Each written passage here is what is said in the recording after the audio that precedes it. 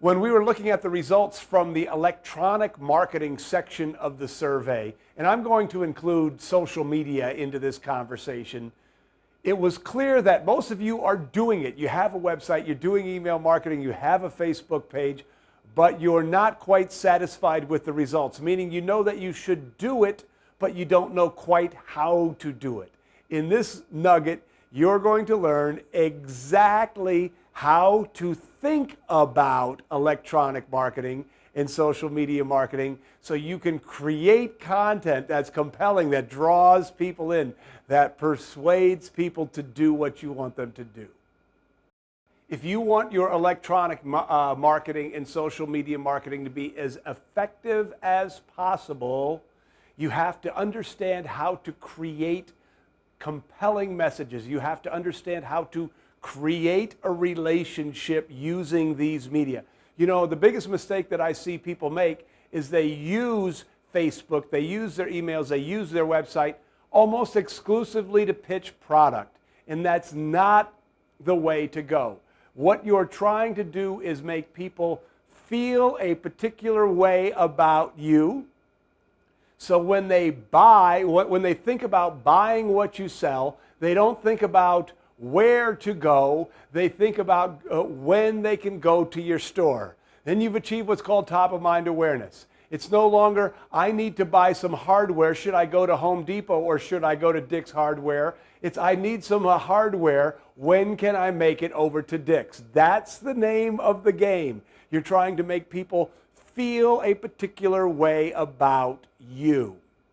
And the first thing to understand when we talk about creating this kind of relationship is you have to talk to them about things that are of interest to them, not about things that are important to you. You have to understand the business that you're really in. You see, once upon a time, I thought I was in the kite business. And then one day I realized, what's a kite? A kite is a piece of cloth being held in the air by a piece of string. Can you say, so what? I was really in the fun business, wasn't I? I was really in the business of creating memories. I was really in the business of going outside. I was really in the business of creating feelings with kites.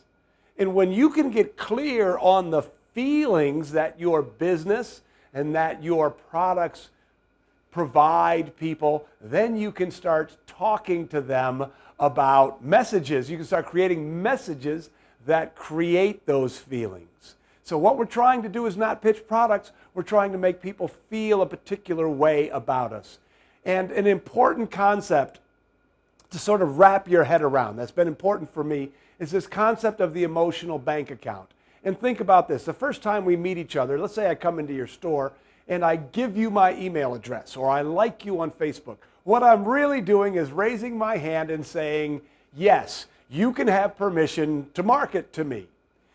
And what you want to do from that moment on is you want to make emotional deposits. What's an emotional deposit? An emotional deposit is something that's of interest to them that doesn't ask for money.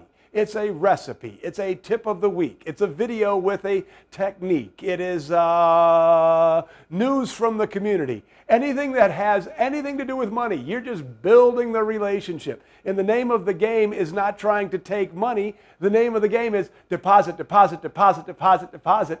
And when you build that emotional bank account to a really fat, juicy, positive balance, then you earn the right to ask for the money. Do you see what we're doing here? Through all of our deposits, we're building up that emotional bank account. When we've built it up high enough, then we get to ask for money. Then we get to talk about our sales. Then we get to have specials. Then we get to have a deal of the week.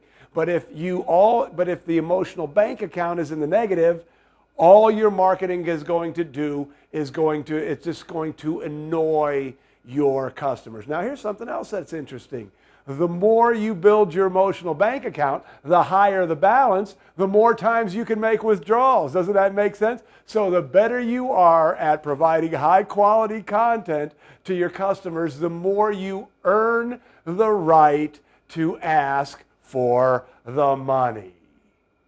So there it is. Understand that your customers, your prospects, aren't interested in hearing what you have to sell. They're interested in themselves. Make them feel great. Make them feel a particular way about you, and then they will gladly give you the money.